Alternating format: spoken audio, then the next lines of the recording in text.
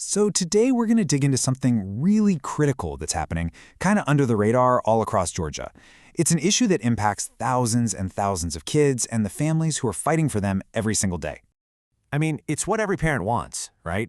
You just want to see your kid flourish, to see them learn how to talk and play and really connect with the world around them. That's the daily job of being a family, anywhere. But here's the thing. For more and more of these families, there's this huge, complicated maze they have to get through. And it has nothing to do with a lack of love or effort on their part. It's a real barrier in the system that's stopping them from getting the professional help their kids need. And you know what? It's actually getting worse. So what is really going on here? Why is it so hard for kids to get the care they need in Georgia? Let's dive in and unpack this. Okay, so here's our game plan. We're going to break this down. First, we'll look at just how big this need is. Then, we'll see how where you live changes everything. That's the uneven landscape. After that, we'll get into the nitty-gritty of why the system itself is under so much pressure. And finally, we'll talk about what's really at stake if we don't fix this. All right, first up, let's talk numbers, because to really get this, you have to understand the sheer scale of what we're dealing with. So, to put things in perspective, let's start with this. In the state of Georgia, there are 2.5 million children. Just let that number sink in for a second. Now, check this out. The research shows that somewhere between 15 and 20% of all kids have some kind of developmental need. So if we do the math on Georgia's 2.5 million kids, well, that comes out to nearly 500,000 children. That's a staggering number. And you might be asking, okay, what does developmental needs even mean? Well, it's a really broad category. It could be things like speech delays, or challenges with motor skills, or sensory issues. It also covers things like autism and other developmental differences. And here's the really crucial part.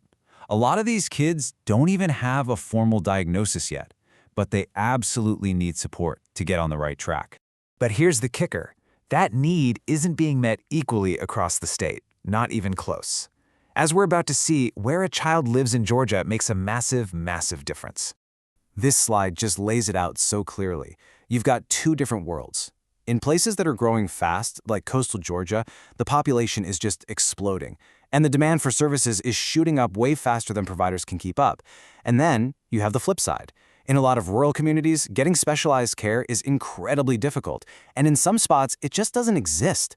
So families either have to drive for hours, or their kids get no help at all. So why is this all happening? That brings us right to the heart of the problem. The real challenges that are causing the entire system to just buckle under the pressure. If you talk to the therapists and the clinics, the people on the front lines, they are absolutely sounding the alarm. They're seeing a flood of new referrals, which means wait lists are getting longer and longer. The kids they see often have more complicated needs, and on top of all that, the cost to provide care is going up way faster than what they get paid. It's just not a sustainable situation. And this slide, wow, it shows this incredibly frustrating cycle that providers are just trapped in.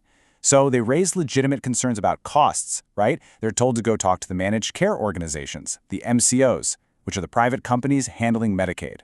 But what they get back are these canned, standardized responses that don't actually fix anything. And the result? It's just this endless loop where problems get reported, but they never, ever get resolved. And all of this leads us to the most important question of all. What happens if this just keeps going? Let's talk about the gap between need and care, and what the real consequences are. This is it. This is the number that really stopped me in my tracks. Remember that 500,000 kids who need help? Well, look at that second bar.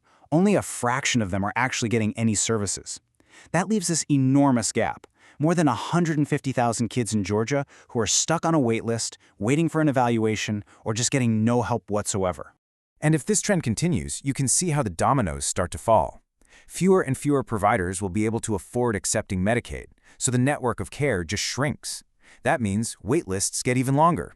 Diagnoses get put off, and, tragically, thousands of children will completely miss that critical window for early support, that time when their brains are developing the fastest, and when the right help can literally change the entire course of their lives. You know, at the end of the day, this isn't just about spreadsheets and system logistics. It's about making sure every single child gets a real chance to communicate, to connect, and to thrive. Because the simple, powerful truth is this: early support changes lives. The only real question left is, how can Georgia build a system that makes that truth a reality for every child?